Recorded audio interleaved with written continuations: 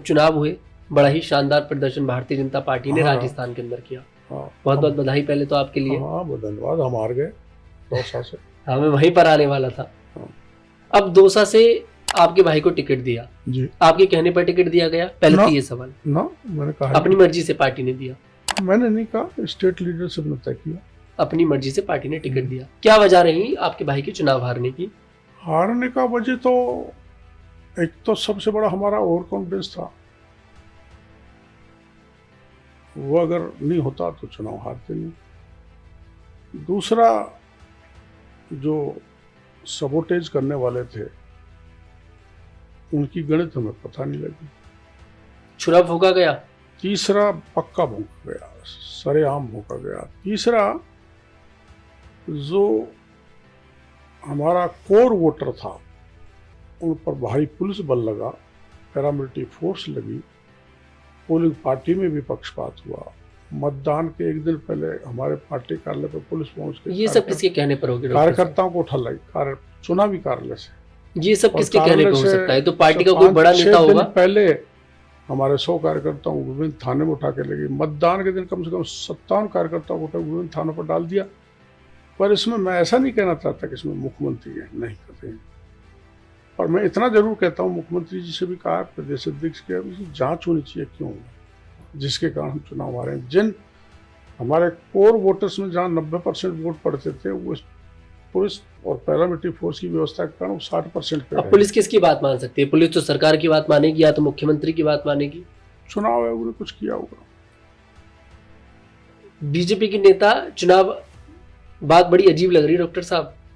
और तो क्या बताऊंगा, बता क्या कारण समझ में नहीं आ रहा। पार्टी कार्यालय पर पुलिस जा रही है, हमारे कार्यकर्ता को उठाकर ले जा रही है, विभिन्न थानों में डाल रही है। अभी तक तो विपक्ष आरोप लगाता था चुनाव आयोग पर, आज सत्ता पक्ष आरोप लगा रहा है चुनाव आयोग। मैं यूं नहीं, मैंने कोई कारण मेरे को पता लग एक नहीं रहा। एजम्पशन लगा रहे हो कि हो सकता है। हाँ, पता करना चाहिए, ये मेरा कहना है। भीतर घात बहुत बुरी तरीके से हुई। बिल्कुल रखी आपने बात पार्टी के सामने ऊपर, रख दी, सुनी गई। हाँ सुन रहे।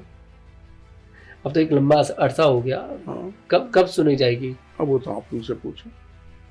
मुझे मौका मिलेगा मैं जरूर पूछूंगा डॉक्टर साहब उनसे। आखिरकार किरोड़ी लाल मीणा के साथ इतनी ज्यादती क्यों की जा रही है? नहीं, कोई जाति नहीं, जाति क्या है, संघर्ष जीवन है।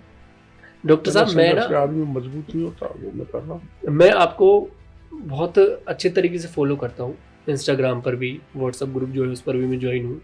और जो भी आपको लेकर कोई खबर रहती है तो मैं समझता हूँ मेरी कोशिश ये रहती है कि जल्द से जल्द मैं उसे पकड़ूं और उसे जनता के सामने रखूं।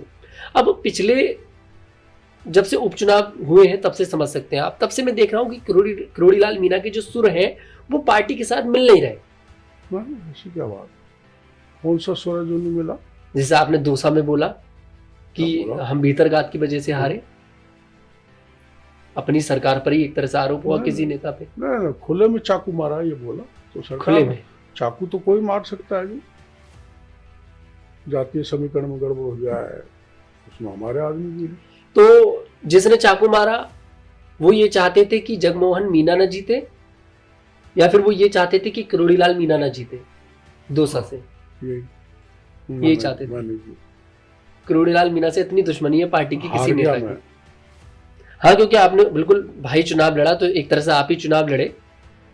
आपने कहा जाता है वहां पर भजनलाल शर्मा की एक रैली भी करवाई थी। हाँ करवाई थी। उसके बावजूद भी कोई फायदा मतलब मिल नहीं पाया। मिला, सीएम के आने से तो वोट तो बढ़ता ही है ऐसा। लेकिन जो आपका कोर वोट था उसको रोका गया पैरामिलिट्री फोर्स लगाकर, और चाहे वो चुनाव आयोग ने किया हो या फिर पार्टी के किसी नेता ने किया हो। लेकिन किरोड़ी लाल मीणा के खिलाफ एक बड़ी साजिश जो है उपचुनाव में रची गई। अब लोकसभा चुनाव में आपकी सीटें कम हुई तो आपने उसकी जिम्मेदारी ले ली, लेकिन वहीं उपचुनाव में एक बड़ी जीत के साथ आप लोग आते हैं तो यहां पर किरोड़ी लाल मीणा को कोई क्रेडिट पार्टी नहीं देती है। ऐसा क्यों? कौन से उपचुनाव? जो उपचुनाव हुए, उपचुनाव में तो 5-4 जीत गए, एक हार गए, तो क्रेडिट कहां से मिलेगा? खुद की हार गए जो। अब आपने बताया ना, अब आपके खिलाफ इतनी साजिश अगर रची जाएगी तो कैसे जीत जाएंगे? कोई भी पिछड़ जाएगा डॉक्टर साहब। दूसरी सीटों पर भी हमने प्रचार किया था, लेकिन हम हमारी सीट हो बैठे। कहते हैं वहां पर सचिन पायलट का बड़ा दबदबा माना जाता है, गढ़ है उनका वो हमारा भी गढ़ है, उनका है, हमारा पायलट साहब के साथ बिल्कुल ऐसे है। ना कोई नहीं है, सब हमारे रिश्ते अच्छे हैं। उनके पिताजी के साथ बहुत अच्छे रिश्ते थे मेरे, और उनसे भी अच्छे। डॉक्टर साहब लेकिन उन्होंने प्रतिष्ठा का सवाल बनाया था, पूरी कांग्रेस ने बनाया था। हमारे डोटासरा जी भी गए थे जी, गहलोत साहब भी गए थे, पायलट साहब भी गए थे। सबने ये तय किया कि हमारी सत्ता को आउट करने वाला डॉक्टर किरोड़ीलाल है, चाहे बाकी की सब सीट हार जाए, लेकिन ये नहीं जीतने देनी है।